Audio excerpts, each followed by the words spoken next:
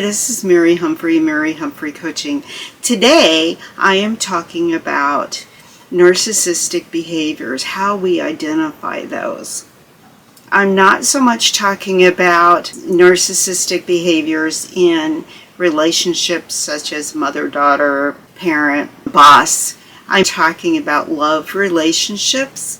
And I'm not specifically talking about people that have been diagnosed with narcissistic personality disorder.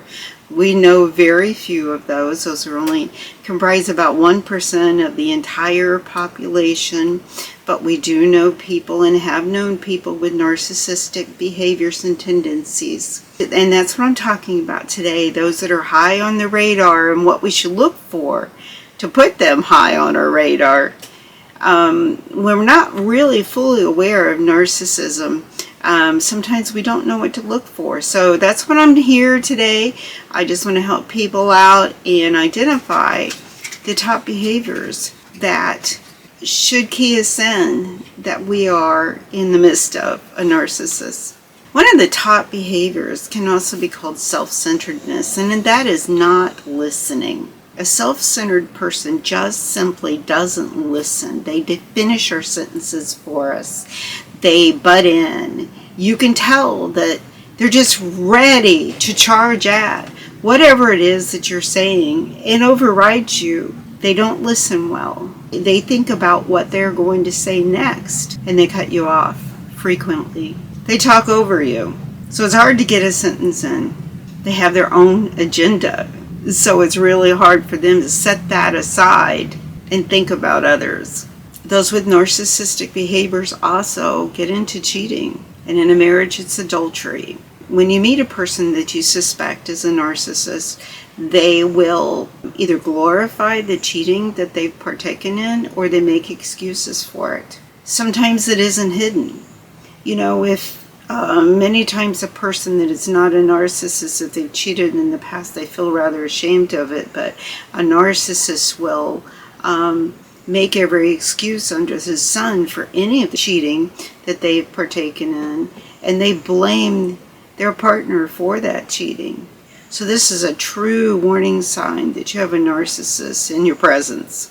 They have admiration for themselves, and that's high admiration. And they're really good about telling their stories about themselves. They glorify these stories about themselves. And it could be from their childhood. It could be from their childhood forward. Say they have a small little band that plays in the basement of their house. And they will glorify that as being the best band in the city. And they were really popular and so on and so forth. Or maybe they'll glorify themselves as being the best lover. They admire themselves. Whether they have real accomplishments or not, they have high admiration of themselves. And it's a constant admiration. And the one thing about admiration is they adore being on the pedestal. It's not just self-admiration. They love receiving admiration from other people. They seek that, they crave that, they look for that. They don't take criticism well. Not at all. They fight back at any amount of criticism, and they fight back when they feel like things aren't going their way. They're always on defense to support their way. They just simply don't take any form of criticism well. They're hard to talk to. You can try to approach a person with narcissistic tendencies in every way possible. I can be nice as I can be. I can do this as diplomatic as I can be. But still, you'll strike a chord with the narcissist. They will take it as criticism, and it will not be a good situation for you. A narcissist will believe that any amount of criticism, where it's good criticism or bad criticism, helpful, I should say, criticism, they look at that as damaging to their self. They lack empathy for others. I'm on the fence as to where they really know or feel guilty about not having empathy or knowing that they should have empathy or that they even feel some empathy. I believe that most adult narcissists have turned their back to so many people that they don't emphasize with, that they don't have that sense of empathy. They don't have the feelings for others.